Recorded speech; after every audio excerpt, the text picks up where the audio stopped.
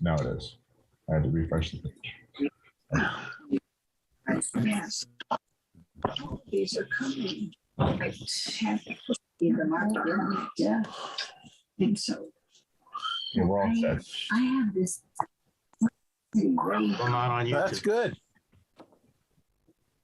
I had to mute Gary because there is some background noise coming from him. That's but all we're right. all out. Now it is. Okay, we're on YouTube. Yes. You ready to go?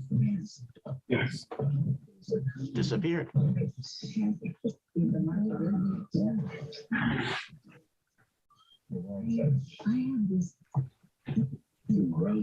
I'm all set. Okay, shall we start? I had to mute Gary. Why not? Some noise coming from him. I think, Sal, are you playing the stream? So because we are hearing it loop back. Hearing something. I'm hearing some interference.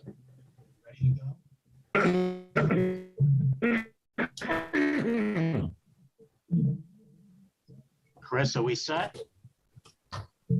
As soon as I can assure that there's no interference, we'll be all set. Okay, shall we start? I think, Sal, are you playing the stream? So because we are hearing it loop back. Hearing something. I'm hearing some interference. Okay.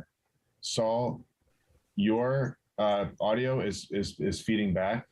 The meeting, I can hear the meeting in your audio. I just muted you. So if you could figure out where that's coming from, we can start.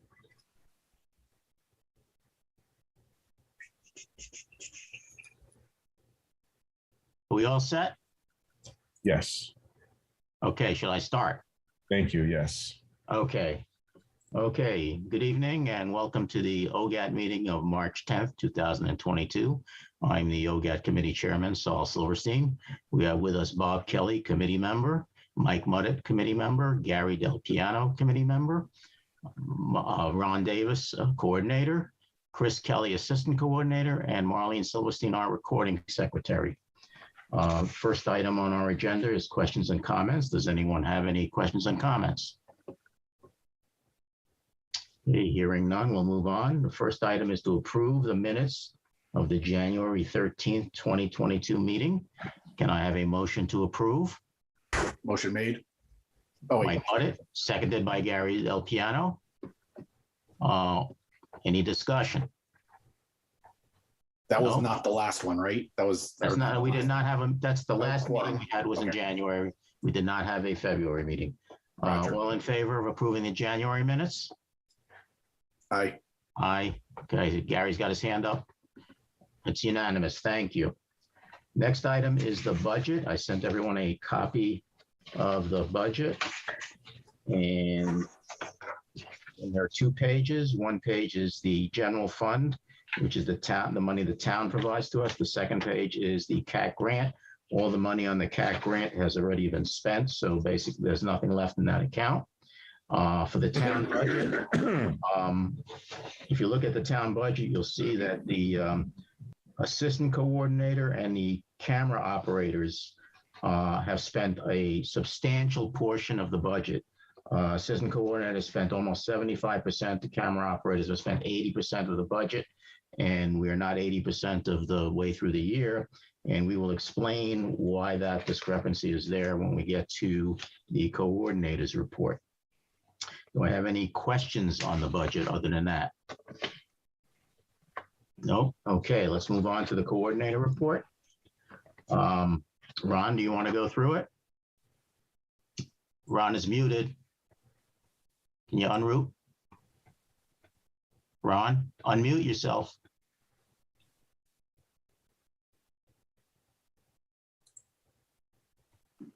Ron, can you unmute yourself? I don't know if he even hears you. There he He's is. talking. Oh, He's welcome, but no one. Paper right and wrong. Oh, yeah, he's in the loud. Ron, we cannot hear you. You're muted. Keeps popping back to unmute. there it is. There it goes. Like Okay. I was saying, All right, Ron, are you going through it? I could not print it out, so Excuse me? can you hear me? Yes. His Hello? picture is frozen. It's very garbled. Your internet seems to be a little bit slow. I think I heard him say he couldn't print it out. Yes, that's what I heard. Okay, I guess I'll read it. Good idea, Saul. Go ahead. So we have a couple of issues. We have two coordinator reports. We have one for January and one for February. In January, we had 18 programs, of which they were all meetings. The other thing that happened in January is we discovered an error in the running tally contained in the October of 2021 coordinator report. The number of meetings was overstated in the October report by 6, as was the resulting total of meetings and events. And that error carried through in November and December, but it was corrected in the January report. So if you look on the first page of the January report, on the bottom of the first page is this running tally of meetings and events. And the October value has now been corrected to 16 meetings and 6 events. Before it said 22 meetings and 6 events. That was the error. So that's now been corrected for January. Other than that, most of the January board meetings were held in person, with the exception of the Board of Selectmen, the OGAT committee, and the Recycling Committee, which were held virtually. Assistant Coordinator Kelly participated in the Bicentennial Committee meeting to keep OGAT in the loop on planned celebrations.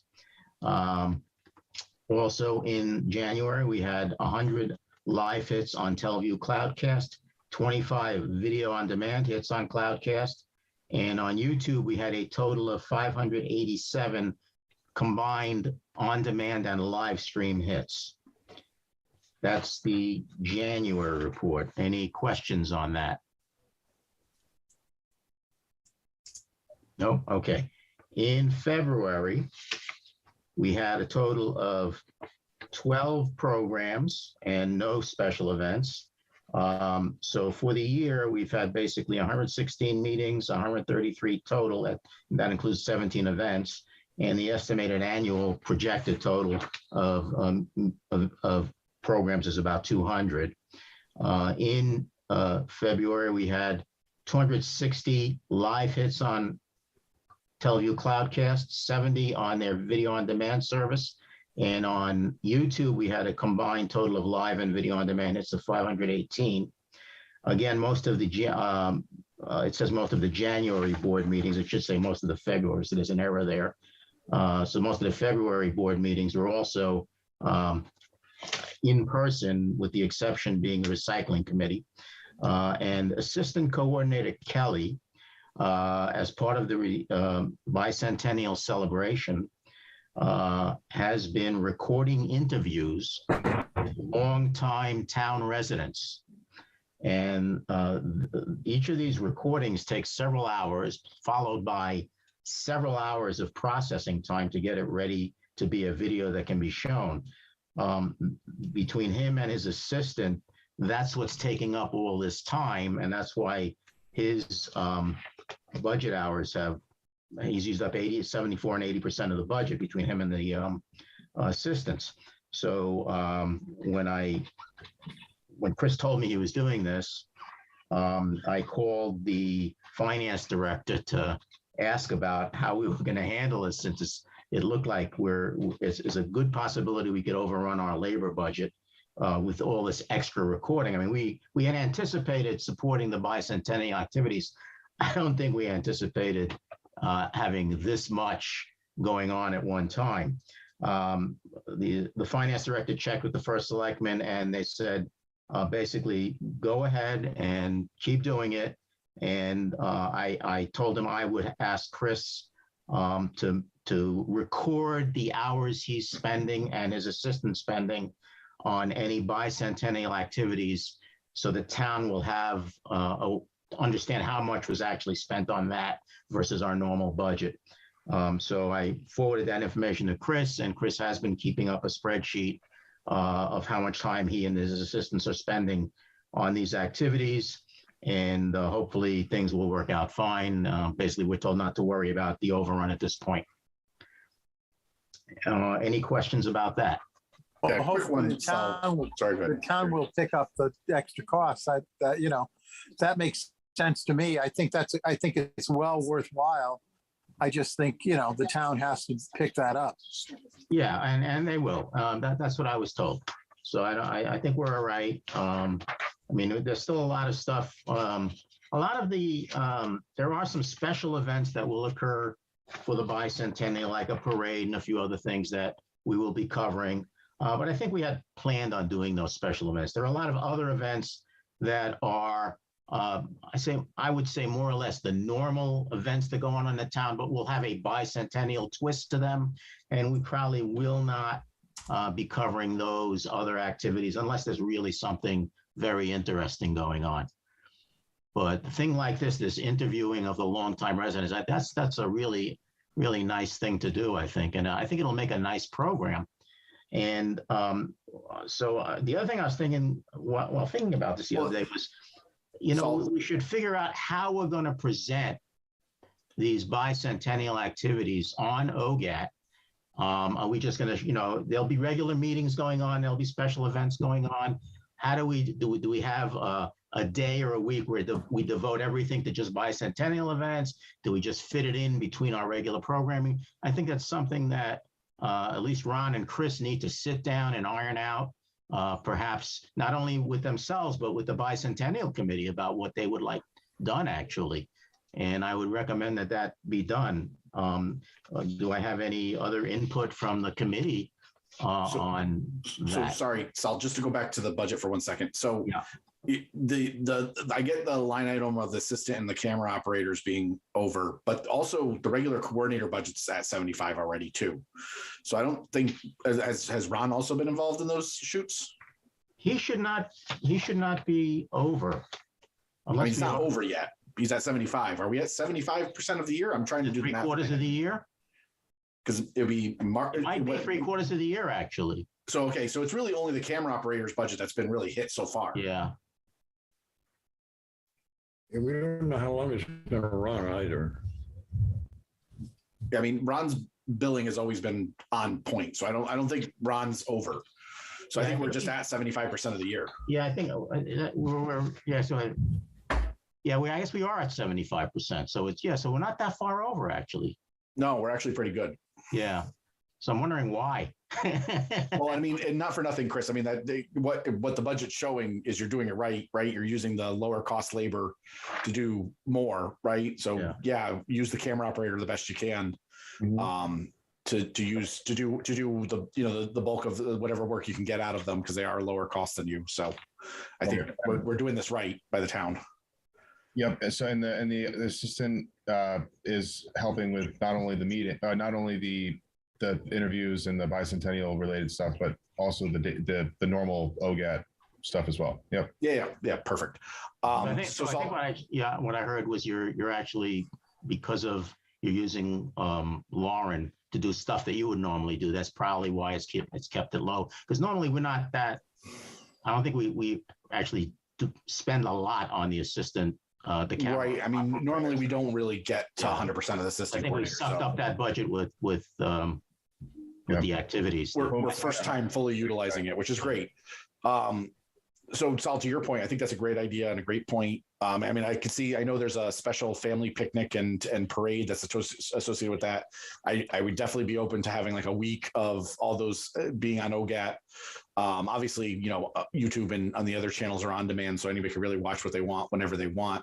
But yeah, for those that don't have as much access to the internet, I think it's a great idea that you mentioned that, even if you can have like a primetime show, like every night at 8:00 is an event for the bicentennial, so that people can kind of set their schedules to it. I know that kind of messes up our schedules.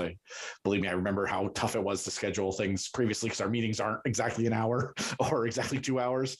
But I think if we can hit like a scheduling thing where like at 8:00 every night is a bicentennial event, or do the interview and then do the bicentennial event, that would be awesome. So I think, Sal, that's a great idea.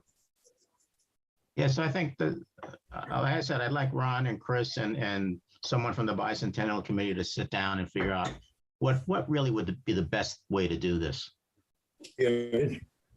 We don't know how long it's gonna run. There's a lot of unknowns yet. Yep. Uh, So one other question I had, and it was a little bit on, I know the Historical Society is doing a lot of open houses and stuff. I also want to propose that we kind of did a tour with some of the Historical Society. I don't think we've produced a program like that in a while. And I know this is a rough year to do it because of our budget and how much time you guys are spending with these interviews and stuff. But I know the Historical Committee is really going all out, a commission, I should say, is going all out for the event and doing a lot of open houses and stuff. And it'd be great if we can produce something for them too.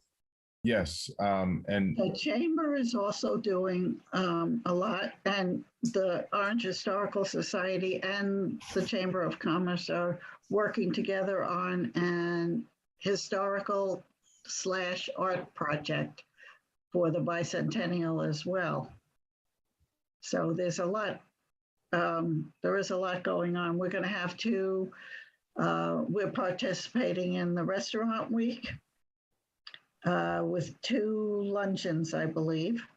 And unfortunately, the calendar keeps changing, so it's going to be hard to pinpoint anything down right now until probably sometime next month, where that's probably when they'll finalize what's happening and what's going on. Makes sense. Yeah. What's the runtime on some of these interviews? what about the interviews? I'm sorry. I think Ron has What is frozen. the runtime on the interviews? Were you asking how much time we're spending on each interview? No. I think he's saying how much, like when it's done, it's a packaged product. Is it a 5-minute interview? Is it a 30-minute interview? What is the runtime of each interview? Yeah. So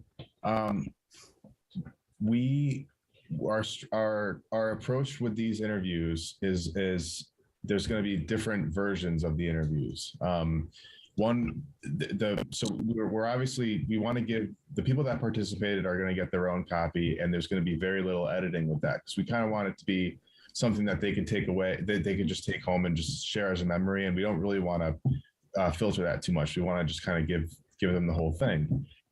So that's going to be one version that's a personal copy that people can share with their family. But so for viewing purposes, for showing on OGAT, we're going to take we're going to cut up each interview has the lengths of the interview are not all the same. They range between 20 minutes and 40 to 50 minutes. So that's basically the what we're used to seeing so far. We've done about 21 interviews so far, and that's been we're about the 30-minute range for each interview. And we imagine most interviews will be cut up a little bit to kind of just clean up the flow of the interview. But yeah, I mean, they could be, in the end, they could be up to 20 minutes long. They could be 30 minutes long. They're all going to be slightly different, but in that ballpark. So Chris, have you gotten anything beyond recording at this point? Have you worked on editing any of them yet?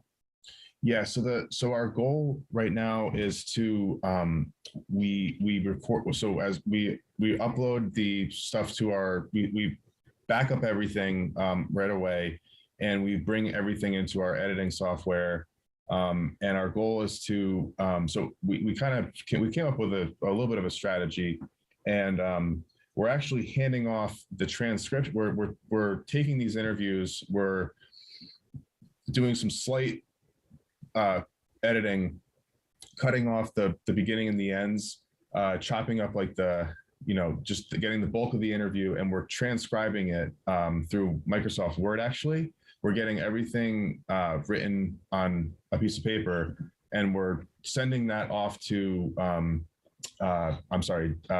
two women from the library that work at the library, Diane and Nina, I believe. I'm slipping on the names right now, but they have been helping Judy and I we've been having some meetings. We were actually meeting in the OGAT studio a couple times in February, talking about what we were going to do once we have all these interviews. And so we decided to hand off the transcriptions to them, and they're going to come back and they're going to help kind of create like a script almost, if you will, that's going to, we're then going to use that script and create maybe a 2-hour long documentary, if you will, I guess, for lack of a better word. It's going to be sort of a documentary, and it's going to kind of talk about the history of Orange. It's going to take you through the timeline of Orange up until, from the beginning up until now and where we are. And it's going to include a lot of things like we're going to talk about the sesquicentennial a little bit. We're going to talk about the country fair. We're going to talk about the roads. We're going to talk about the land and the evolution of the land. So it's it's in the works, and so as far as just so we've brought everything into editing right now, and we've been able to sort of, but the bulk of the post-production is actually going to come after we get these transcriptions done. We're going to be able to kind of put a whole storyboard together and come up with this final piece that's going to be something that we show to everyone, and that we'd like to air on OGAT. We'd like to maybe air it live one day and have like a premiere of it. So definitely got a lot planned with that. All right. So are you? So I hear a 2-hour documentary. All right. So are you? So I hear a 2-hour documentary. But what about the individual interviews? Are they going to be individual programs also? Yes, and so they're going to be transcribed so that a written version will be in the library for people to read, and that will be documented. And that is something that Diane and Nina are going to work, and help us out with. They're going to take care of that end of things. And then in addition, these interviews will also be, aired. We can air them on OGAT. We can have a collection of them that people can access on the town website. So in addition to having this entire, piece that kind of takes a little bit of everyone's interview, we're going to have individual interviews that we're going to air as well. All right. So have you, so you've done 21 interviews you've written so far.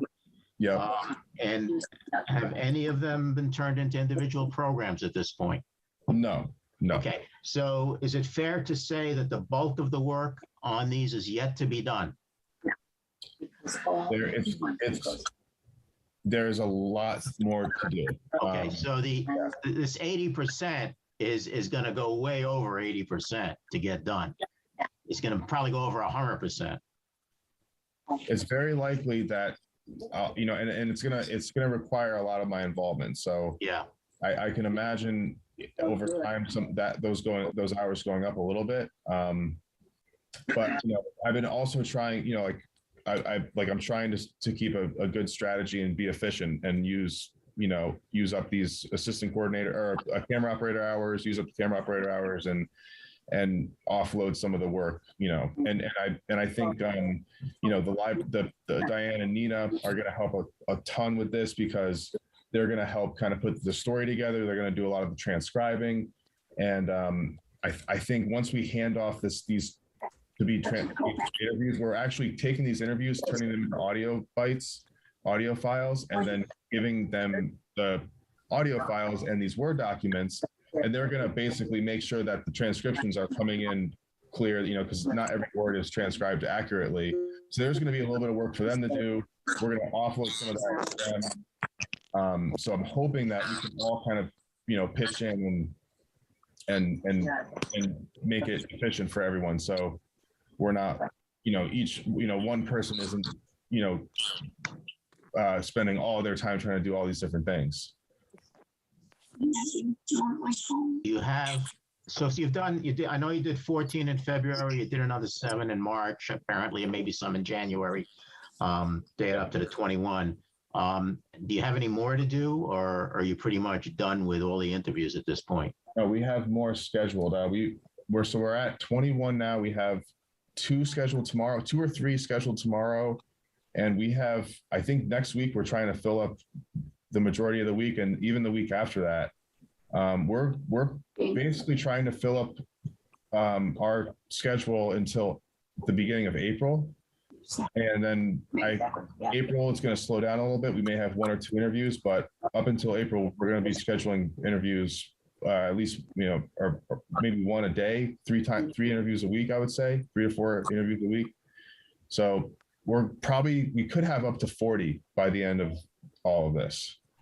Yeah, so I hope you leave enough time or you stop soon enough so that you can get them all done by the time the celebration starts in June. Right. Well, So you have to make sure you have that timing down.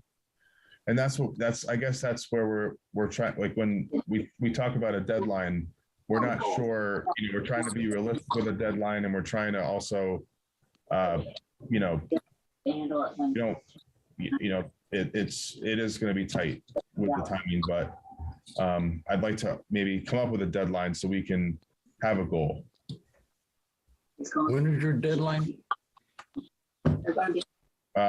Well, we were thinking, obviously, I was hoping by August we would have something complete. To Sal's point, though, Chris, I think if we don't have them by the week of the parade and everything, it loses some of its luster as far as putting it out and all that stuff. So I think we have to have the interviews kind of produced by Memorial Day weekend, really, to get them through all the committees and just make sure they all get a chance to see them before they go on air. Yep. You can't keep doing interviews up until June 1st. Right. Honestly, you have to end interviews by the end of April. Editing until December. Like I said, what I'm trying to say is make sure you don't schedule so many interviews that you can't get them done in time. Right. Right. So at some point you got to have a hard stop and know that you have enough time left to do all the post-processing and editing that you need to do. Yeah. Very good. Put on cruise control. Yeah, honestly, if it sounded by the size of it, even like you're gonna have to end the interviews by almost the first or second week of April to make sure you have enough time. So like I said, we're going to be the bulk of the rest of the interviews. The bulk of them are going to be up until April. Okay. April comes around, it's going to slow down dramatically. We're going to have 1 or 2 that we have to do because people aren't going to be around until April. There's a couple people here and there that we got to snowbirds, yeah. But like I said, like the bulk of the interviews will be done by the end of March, and so yeah, I think June is realistic if we're not, if we set that, limit. And one thing is that these interviews were supposed to be done years ago and were not. So the bicentennial was the impetus for getting them done. It's supposed to be a history of this town. So, and that, Chris may be doing more interviews, which may not get on OGAT. Well, and that's a good point, Marlene, right? Like, if that's the case, then they need to tell us which interviews need to get done by June, right? Like, which ones are the priorities? Yeah. And we're able to, we're able to do this stuff as we go. We're not, we can, we have about, I don't know, we have about 10 interviews in our editing software right now, and they're on their way to being complete. The way I see it going, we're coming up with a strategy. The first one's not going to go quick. The second one's going to go quicker, though. The third one's going to go even quicker. And then we're going to come up, and I see us already coming up with a workflow to this. So it's like an assembly line. We're just, able to pump these things out. And that's the goal. And as long as we're keeping on top of it, what I'm trying not to do is pile up these interviews and not have, and not be producing them as we go. I want to keep this momentum and not have too much on our plate at once. So, oh yeah, that makes perfect sense. You don't want to be serializing them. Just make sure you don't overload it. Yeah, absolutely. It's it's figuring it out initially is always the challenge, and then coming up with a workflow is important, and then it seems to actually be working out pretty quickly, and it's given me, I'm learning so much about, I mean, we're using Final Cut to do a lot of the editing, and I'm learning so much about Final Cut, and thankfully there's YouTube, because YouTube's able to provide me with a lot of good videos that I can learn to speed up certain things, and it's going well. I mean, we're definitely busy, but I'm excited to present it and finish it up. So it's a Well, I think, it's a privilege to have the opportunity to be a part of it. I'm sorry. Go ahead, Chris, Gary. all I can I say think what is, you're doing is, what's going on, Gary? I think what he's doing is great, and I think he should continue to do it as he sees fit. And if we need to supplement it with some money from the town, then we supplement it with money from the town. That's all. I think what we're doing is a great thing. I'm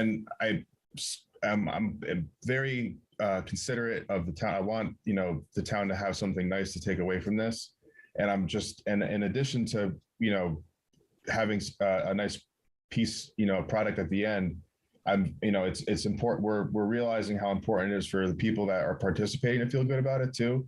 And it's very after we do these interviews and I see people and I'm seeing how they enjoyed it and they got something out of the interview, and it's nice to see that response after coming into someone's house and making, we're trying to be as polite as we can and be as just accommodating, and people are and these people letting us in, these home, they're being super accommodating to us. They're very friendly to work with. They're super easy to work with, and it's going very well so far. I mean, the response has been really good, and I'm glad people that are participating are feeling good afterwards. So Good. So we should just keep it up, and I don't think there's really any more discussion needs to be going on it. We should continue to do it. That's it. That's all there is. Yeah. And one more thing, I think, Chris, you're taking all that new equipment, that lighting stuff, audio lighting equipment that we got on the CAC grant with you, right? Yep. We're using. Yep. It's all being used. Everything that we bought is getting used, and I think that's great. Okay, that's great. All right. So is there any other discussion needed on this? No. Okay. So here's where we are with the coordinator reports. We have January to approve. We have February to approve with a correction on it. And then I did find one more error in the December coordinator report. It's just in the list of programs, there were two programs that were listed as November 15th as the date of the program when it was really December 20th. I don't know that I want to go back and change that one and reapprove it. I think we can just note it in the minutes tonight. But I do need an approval, unless the committee wants Motion that. to approve. I would like to approve the Motion. January and February meeting coordinator So reports moved. with a correction to the February report. Can I have that motion? So moved. Thank you, So moved. Gary, and seconded by Mike Muddard, who held up his hand. All in favor? Aye. Any opposed? No. Unanimous. Aye. Thank you. Okay, that's it for the coordinator report. Next item is action items. On the action items, we had the police academy. This has been going on now for 2 years with the police academy, and we don't seem to be making any progress. We were held up initially by the COVID pandemic for about 1.5 years, and another half a year has gone by with no progress.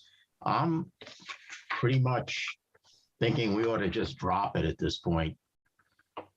Anyone else have an opinion on that? I agree. I agree. Right now, Chris is way too busy to even look at that right now. Correct. Okay, so we'll basically put that on hiatus Next was procedures for recording and broadcasting virtual meetings. There are a few of these that related to procedures. Update the procedures for changes since publication of the procedures. I take it with all the work you're doing, Chris, I would find it highly surprising if you had time to do any of that. Sorry, it's been there's been so much other stuff going on. I've been tied up and Yeah, I haven't made a ton of progress with that. I think I would suggest we just hold off until you can free up some time. Any other opinions on that? No, I concur. Just yeah, that's where we are with that, I think. Equipment schematics. Chris did send equipment schematics. I did forward them to everyone. I don't know if everyone looked at them or not. The only comment I have at this point is that the one for town hall doesn't say it's for town hall. It's just a schematic, so if you could add you have a nice title on the one for Board of Education, a big blue box with a title of it. You should probably add that to the town hall schematic. Okay. All right. And the last item was to coordinate with the Bicentennial Committee, which obviously you have done. I think that one is working I think along they're doing well. a great job. Yeah. Okay, CAT grant. We do have the new request for CAT grant application in. It came in last month. And I know, Chris, you mentioned to me that you had an issue with one of the Mac computers and you thought it would be a good idea to get a backup just in case. Is Yes, and that Apple- something you'd want to do on the CAT grant? Yes, and conveniently enough, Apple just released a new machine yesterday. Okay, And so, it looks like it would be a nice fit. all right, so the CAT grant application again is due, I think, was it July 15th? Yes, July. So can we get our list of equipment together? We'll put the Mac computer on there or whatever other computing power you need and software to support it. And any other studio equipment if we need any. Can you put that list together for the next meeting, please? Yes. You, Ron, your assistants, if they have any input. I'll talk to Committee Ron. members, if you can provide some input, if you think of anything you think we should put in there, could we please have that for the April meeting? Yep. Okay, thank you. Equipment inventory, nothing new has been added since last month. Town talk, we've put on hiatus. Committee vacancies, to my knowledge, no one has been appointed. So we're still at 4 members. If anyone has any friends who live in town who would perhaps like to participate, please ask them. Have we ever asked to see if we could make the amount of individuals that are available for these meetings for a quorum to change that? Can we change that? Haven't we talked about that before? I don't know if that's set by the town or the state. No, I think the committee's set by because we're a standing committee, it's set by whatever the stupid thing is. Town charter. No, it's not the town charter, please. Oh God, no, we're not part of the town charter. No, we're just part of the rules and regulations thing. So I mean, I think it would just be the board of selectmen would have to say how many people are on our committee. Yeah, what I'm saying is I don't know if it's a state rule or a town rule as how the quorum is set. Well, I think you're right. I think the quorum number is set by the state as far as percentage of people visible. But I think we would just have to down our total count. no, No? the state has nothing to do with what constitutes a quorum. Is that just That Robert's is- rules? The town goes by Robert's rules. That's what they use. So I mean, we're not changing Robert's Unless it's rules. changed in the 20 years since I worked for the town, but I don't think so. Yeah, you're probably right. So, I mean, they're not going to change Robert's rules. So I think we just would have to decide to bring OGAT down to a 5-person committee. Yeah. Or a 4-person committee. I typically think they like odd numbers. So there's a vote break. But that would Yeah, take, so you don't run into what happens in Woodbridge when the Board of Selectmen meets and 50-50. they can't get a vote done. The first selectman gets 2 votes. Yeah, I mean, That's not right yeah, either. that's not right. But no, I mean, our Board of Selectmen has 6 members also, right? With the board, with Yes. the first selectman. So I mean, Yes. anything's possible. Well, I think we should I think look into so. making it at least a 5-member committee. Yeah, so when they established OGAT as a standing committee, there was a vote of the Board of Selectmen to do that. And I suspect there would be another vote to reduce the number of members from 7 to 5. So Yeah, something I mean, I don't think we'd have to ask the Board of Selectmen to take it up. I don't think we need 7 members. Like, I mean, don't get me wrong. Like, our workload is we have the grants and all the other stuff we keep track of, but I don't think we need 7 members to really chug that out. Yeah. I think that, I think we have to be able to have a meeting with 3 or 4 people anytime we want one. And I think that, I don't have any problem having 7 people on the board, but I think the quorum should be determined by the number of individuals who are named and are part of the committee. That's what it should be. I mean, right now we only have 4 people. Is it 4 or 5? It's 4 people, I think, right now. 4 members, 4 active members. Yeah, and so that are appointed. That's not our fault. No. That we can't have a meeting if one of us can't show up. Right. So I just think that I don't know, something has to change. Well, I mean, we can just propose it to the Board of Selectmen like that. Just either somehow there has to be a special provision for numbers by number appointed, or just decrease us to 5. Yeah. So I guess It's regulated by Be a Robert's request to the- rules, so we have to look at that. it would either be a request to the first selectman of the board, the entire board. The first selectman could bring it to the board, or I don't remember how we should do it. I don't know how we should do it, but we Well, I could. think the first selectman sets the agenda, so I think you'd have to bring Yeah. it to him. So I guess we could ask the first selectman if he would consider that. I think that's a good idea. Just my Okay. opinion. Because I had asked the town attorney a few years ago about exactly what you would like to do, Gary, which is, just if you have 4 members, then the quorum is 2, or 3, right? But he said, no, it has to be the number 7, then the quorum is 5, There's a problem with that because The quorum is 4, I'm sorry. then they should name 7 people to the board. That's what Well, it comes down to. I think the problem is, it's hard to find people to serve on any of the committees these days. Then maybe they have to put themselves on the committee. Maybe the lawyer has to come on the committee and be a part of the committee then, because he apparently makes. Well, he's not making the rules. I think he's reading whatever regulation it is that covers it. He was reading, I believe, from Robert's rules, and there are a zillion and 1 editions of Robert's rules. So find the one that has what you want in it and say, that's the Robert's rules book we're following. That's the best way I've heard it put ever.